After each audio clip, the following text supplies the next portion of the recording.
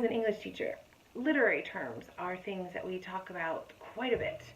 And in middle school, those are things that probably on a daily basis we discuss in literature. So when I verbally accepted the job for Alaska to be a teacher, I thought, how cool would it be to announce the acceptance of the job symbolically with a t-shirt? So I went on Amazon and found a t-shirt that has the words teacher in the shape of Alaska with a heart. And I thought, wow, this is going to be freaking awesome.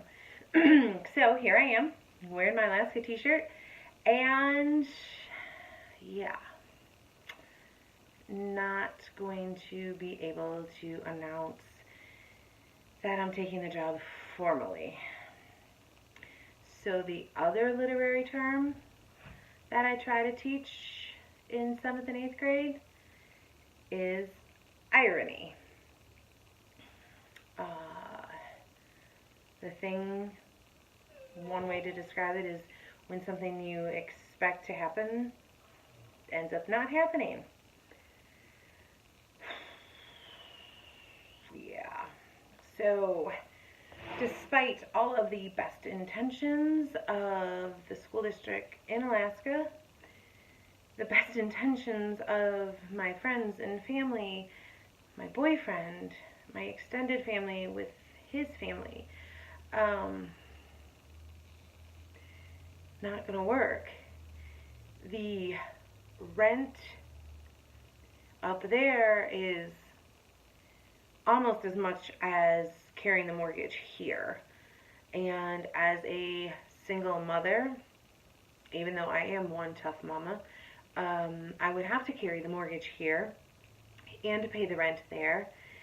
And the numbers aren't 100% locked in, because I may or may not have a roommate, and they don't know if I'd have a roommate yet, and I'm on a really tight timetable. The $300 variance is a big deal for me. I know people out there, $300 might not be a big deal for you, but being a single mom, every penny counts for me right now, particularly with a kid in college. So I cannot walk away from a solid job in a district that I have been in for 14 years, working with people that I love, working with students that I absolutely adore, for something that I'm not sure if I can afford, and having that crazy stress of not sure if I'm going to make ends meet. Up there, I would not have the opportunity to have a part-time job like I have here that gives me that cushion space. And my God, as much as I want to go, and I do, I really do, I have lost lots of nights of sleep, and have discussed this with every possible close person in my life. And bottom line, even though the emotional person in me wants to do it, at this point, the logical person in me can't. And that's one of the things. Being a tough mama, you have to make tough decisions. And you have to sometimes, sorry about my dog, sometimes you have to make decisions that suck for you, for the greater gain down the road, because you know in the big picture, it's best for all cases. I can't make the numbers work, no matter how hard I've tried, and I have tried to cut every possible means that I could, and I just can't.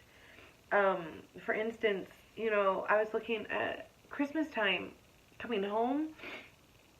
Right now, the tickets would be $1,500 for me to fly home round trip. $1,500, that's a lot. And I don't want to be stuck up there in a tundra at Christmas time when everyone else gets to fly home. I'll be missing my daughter way too much not to see her at Christmas time. And I'll be missing my boyfriend, my parents, my 3 fur babies. There's no way I could not come home. And the fact that I barely would be scrimping by, I just can't do it. Now, for those of you who say, yeah, but you're a tough mama, you should make it work. I'm a tough mama, and I do a lot of crazy things, and believe me, in future videos, you will hear about some crazy things I have done in my life. But, I will not risk my future, on something that I don't have to do at this current moment.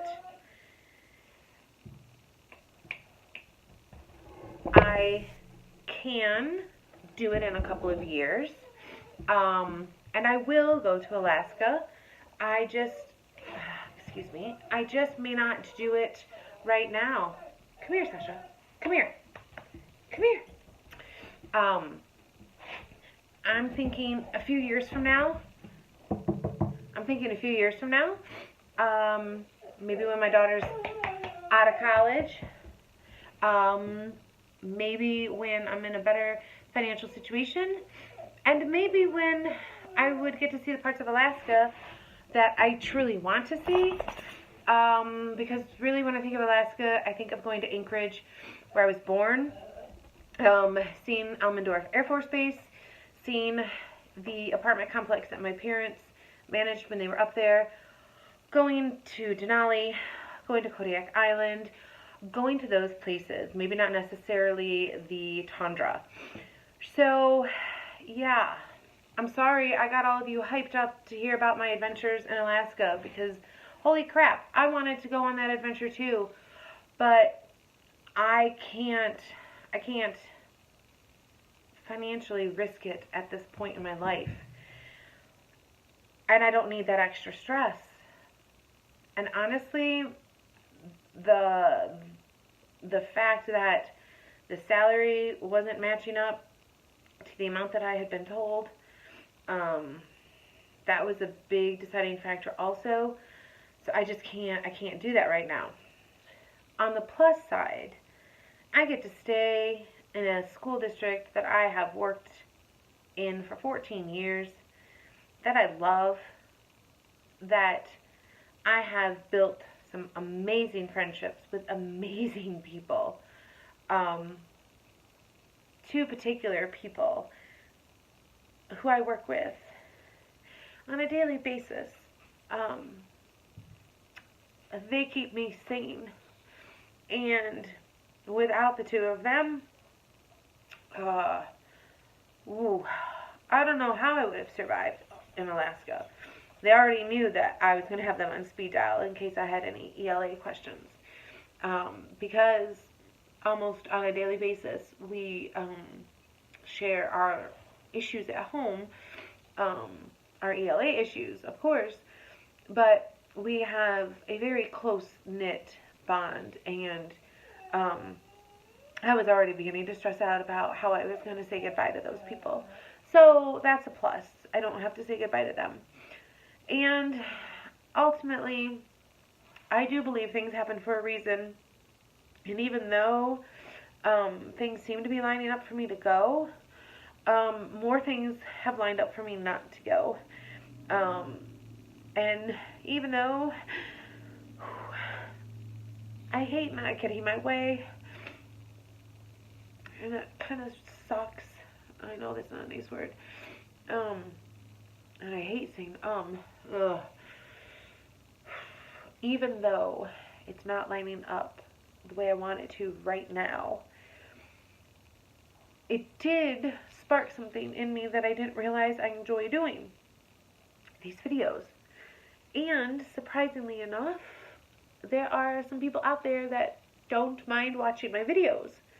So hopefully, despite the fact that I'm not going to Alaska, hopefully you guys will still watch me. because I still have a lot to say. And life is definitely still worth living for me.